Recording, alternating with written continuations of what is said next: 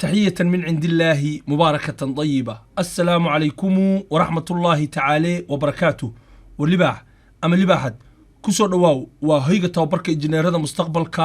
كبر علمي كمبيوتر جوب كستا يجور كستا أذو بوقرية طب هربت.com وما أدراك هربت ومدل وحبرشو لغبرت علمية كلا دودوان لغوغو برايو لغوغونا هغربحي اللقد أفكو هي أف سوماليغا أفقلات aqoontu miya waa maya afkaaga hooyo wax ku baro libaax ama libaaxad ku soo dhawaaw waa koorsadeeni la dagaalanka jahliga tiknoolajiyada ee digital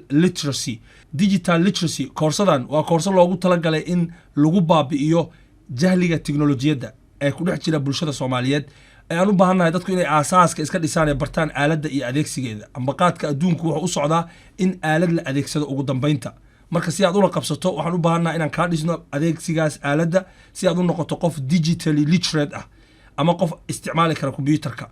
qaybo badan aan ku soo jirnay qaybtan waxaan ku baranaynaa sida wax loogu kaydsado kombiyuutarka iyo meesha wax looga kaydiyo ee loo yaqaano Windows File Explorer haddii aadan horey u soo adeegsan Windows 10 waxaa la yimaada wax la yiraahdo File Explorer ee jantuska yarka halka saaran halkan taskbarka horaad u soo baratay File Explorer wuxuu kuugu diyaar yahay waa taskbarka halka haddaad weyso waxaad samayn kartaa inaad halkan ka raadiso search ee aad tiraahdo file kadib waxa ku soo baxay File Explorer app oo furaysa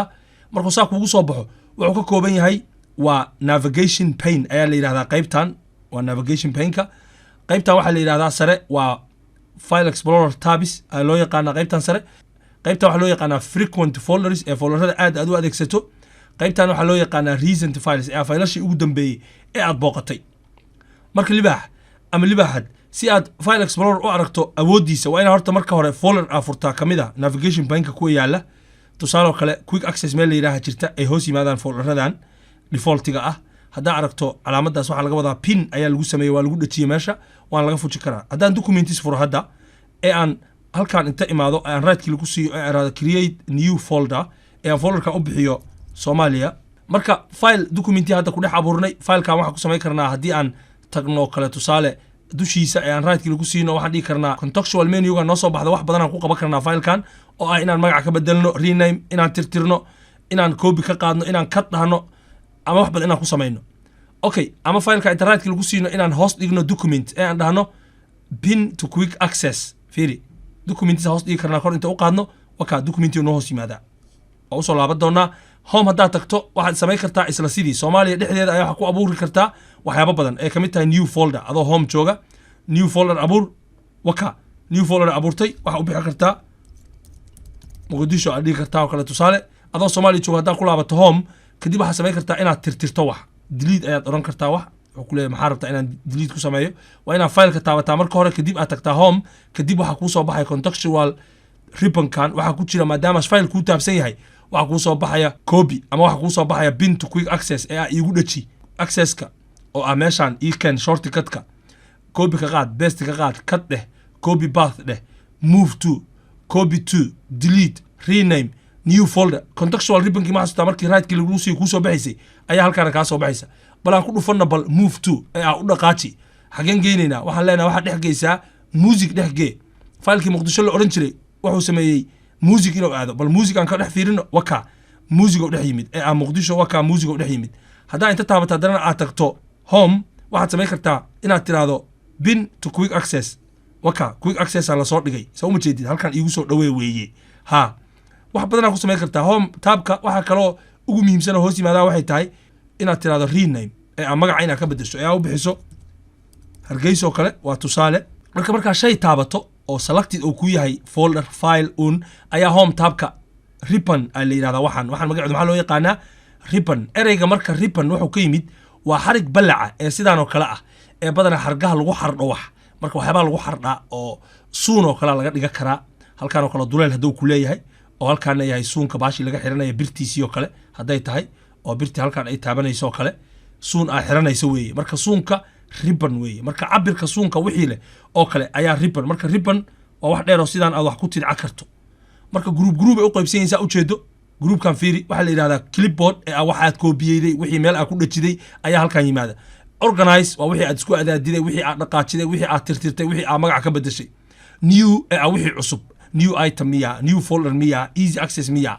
open waxyaabii aa furtay historygaad fiiri kartaa inta shayaad soo martay edidaa ku samayn kartaa opinaa ku samayn kartaa ama propertyga inta furto aa faragelin sokaya ku samayn kartaa selectia tira selection hal xaba miyaa taabee laba xaba miyaa taabee dhowr koox miyaa isku taabee ha isku taabana la yidhahdaa libax marka waxaan rajaynayaa inaad home taabka aad ku baashaali doonto si fiicanna ugu celceli doonto haddaan share taabka ku tuso marka hargeysa maxaan ku samayn karnaa hargeysa iyadoo noo taabanta haddaan tagno share taabka waxaan samayn karnaa inaan dhahno email ku dir hargeysa ama aan dhahno zip file ka dhig laga wado compress ka dhig hadda wuxuu leeyahay zip file kuguma jiro archiver oo sida 7zip iyo winrar oo kale haddaan tago share ku laabto waxaa jirta faakis aanaa u diri karaa hadduu faakis ku xiran yahay computerkayga modem ama waxaan samayn karaa share with people oo specific people dad gaara ayaan la wadeegi karaa ama waxaan samayn karaa inaan ayada dhanba aan ka qaado accesska ama inaan la gelinba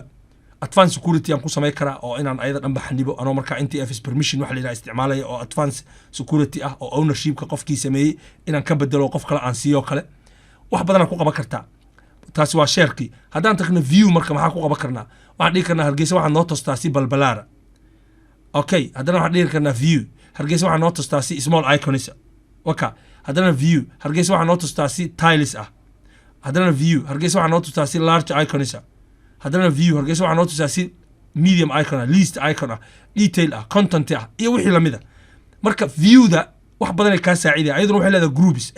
pane navigation pane kan qaybtan bidixda oo halkaan wax ka bedeli kartaa waxay leedahay layout-ka qaabka u soo bandhigayso wax yar wax weyn wax ballaaran wax thumbnail wata large extra large small detail least waxaas lamida halkaan waxaa jira current view qaabka aad hadda u arkayso group by sort by waxaas la yiraahdaa halkaan waa show iyo hide itus ama iga qari haddii aan dhaho hadda extensioniska itus wuxuu itusayaa fileka extensionka uu yahay oo itusaya faylasha haddaan abuuro txt file hadda halkaan oo kale tusaale kale haddii aan abuuro file oo txt ah wuxuu tusayaa txt file ahaantiisa haddii aan tigta ka qaado halka txt-ga waa la iga qarinayaa soo ma jeedid halkaan fiiri waxaa kusoo darsamaya extensionka uu yahay ama uunkiisa ama asalkiisa waxyaabaha uu yahay fileku waa txt file waka view tag extensionka qaad haddaan rabto waa qari kartaa waxaa leedahay right click waxaa dhihi kartaa hide this item oo right click inta ku siiso waxaa dhihi kartaa hide soo ma jeedid hidden ka dhigaa leedahay hidden haddaan ka dhigo fileka waa laga qarinayaa markaan tago view haddaan dhaho hidden itemiskana itus oo itusaya filekana waa file qarsoon balse markaan view tago ayaa waxaa leeyahay filasha qarsoonna ma itusaysaa ayaa halkaan macnaheedu u taagan tahay waxyaaba badan runtii ku qaban kartaa marka hidden itemiska haddaan tigta ka qaado waa fileka iga qarsoomaya haddaan soo celiyo waa soo laabanaysaa right click ku sii property tag kadib waxaa ka qaadaa hiddenka click ku sii apply okay dheh kadib sidaasuu kugu soo baxay viewga marka wax badan laga bedelaa oo kale oo optionska ay kamid yihiin oo aad iyo aad advance ah oo tii qaban karto balse inta hadaa fahamtay wax badan qaban kartaa marka navigation pane kan waxaad u bedeli kartaa preview pane ahaan waxaad u bedeli kartaa haddana inaad ka dhigto detail pane ahaan oo geeskan inuu wax walbo la taabtay ay xogteedu kaaga soo baxdo marka meelaha u muhiimsan ayaa waxay tahay in aad quick access-ka aad barato faylasha sida loo soo dhaweysto sida hadda kusoo tusay Soomaaliya iyo Hargeysa waad soo geli kartaa file iyo folder ayaa halkaa la soo geli karaa marka right click hadaa ku siida filekan waxaad dhihi kartaa folder kaliya halkan waxaa la soo geli karaa waa folder kaliya file maaha right click hadaa filekan ku siiya ma soo geli kara fiiri balse folderka hadaa right click ku siiya iTunes leeyahay quick access ka waa dhihi karaa fiiri wuxuu leeyahay pin to quick access ee laga wado halkan ken weeye marka faylasha amar walba isticmaasho halka keenso haddii aad gadaal u laabato file explorer-ka aad xirto ee aad dib u soo furto fiiri waxa dhacaya waxa lagu leeyahay recommend folders recent files quick access iyo wixii lamida marka waxaan rajaynayaa inaad file explorer iyo sida loo farageliyo inaad fahamtay libaax ama libaaxad fadlan haddaad ka hesho muuqaalkan falanqee ka faalo fikirkaaga waa noo muhiim mahadsanid mudane ama marwo